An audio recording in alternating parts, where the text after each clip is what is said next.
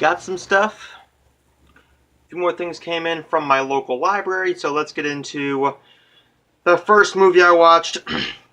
Then I just got to watch the second movie. The first movie I watched today is called Breaking In, the new Gabrielle Union thriller action film, all about this woman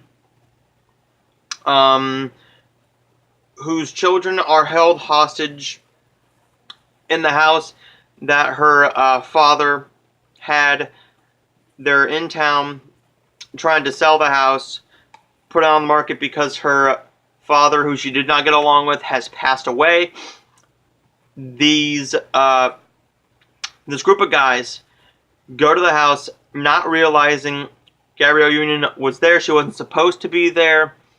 But basically, they want this money. They're trying to find this safe with money in it. And they're holding her kids hostage, and she has to try and find out a way to save them while the kids are trying to escape as well. This film does not go the way you think it's going to go from the trailers. The trailers make it seem like it's going to be a full-on action-packed movie. There's not much action in this film.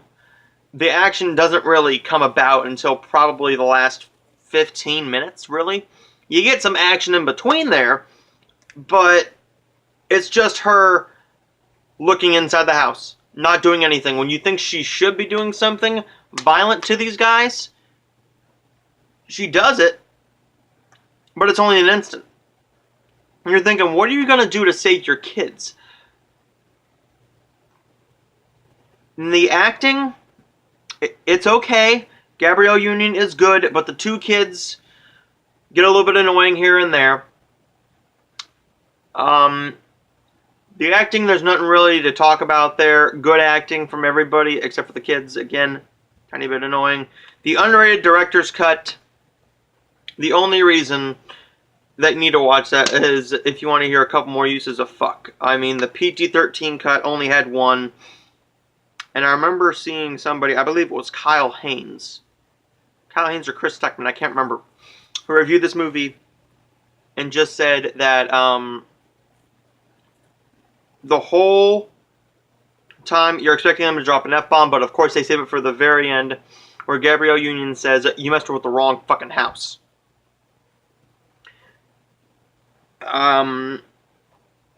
Really?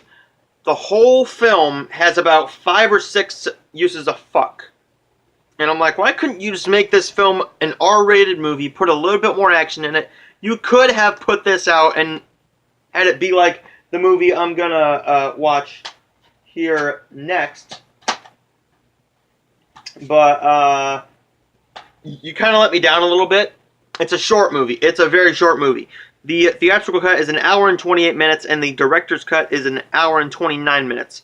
Pretty much 30 seconds. That's the whole thing. About 30 seconds. 45 seconds at the most.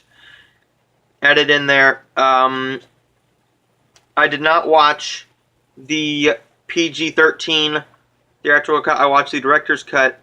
I'm sure the PG-13 cut has some dubbing over the uses of fuck, like frickin' and friggin'.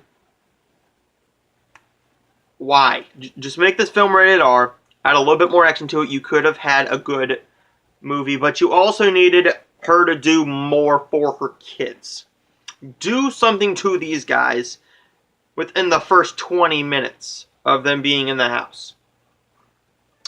It's perfectly fine.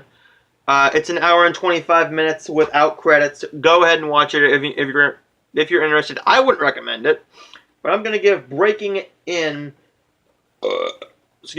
I'm going to give Breaking In a D. This film I'm expecting to be balls to the wall from the Red Band trailer I saw.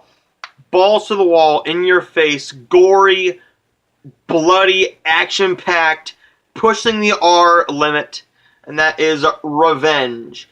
I've been waiting to see this movie. I almost saw it when it came to theaters, but I can't remember what happened. Something happened. It was either I had to go someplace or something came up, but I didn't get a chance to see it in theaters. And this is made by a French director filmmaker.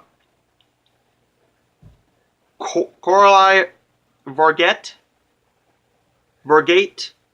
Oh wow, the bloodiest and most important film released this year. I say it by Esquire. Okay.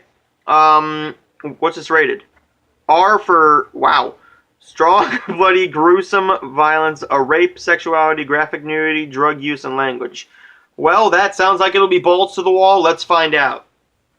But, like I said, we also got a lot more to get through. I'm trying to make my way through these movies so I can binge Riverdale Season 2.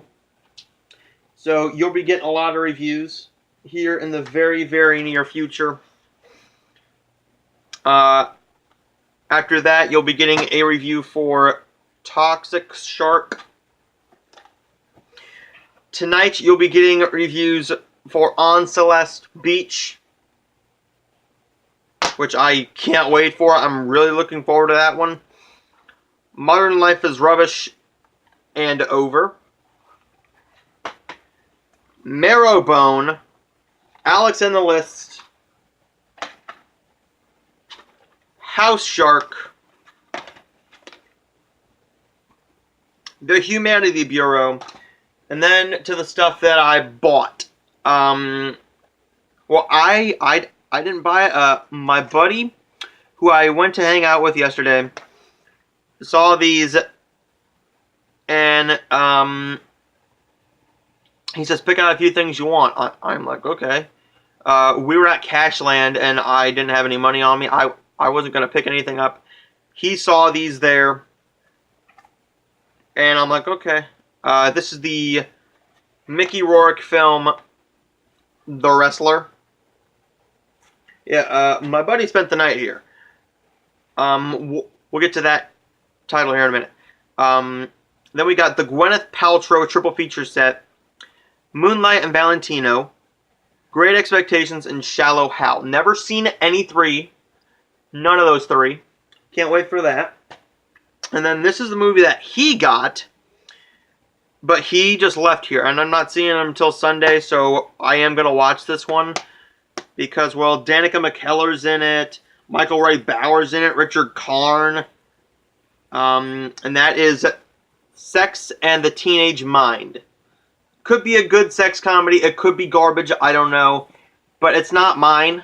So I'm not going to be able to keep it. But I will be able to watch it. So stay tuned for my review of Revenge.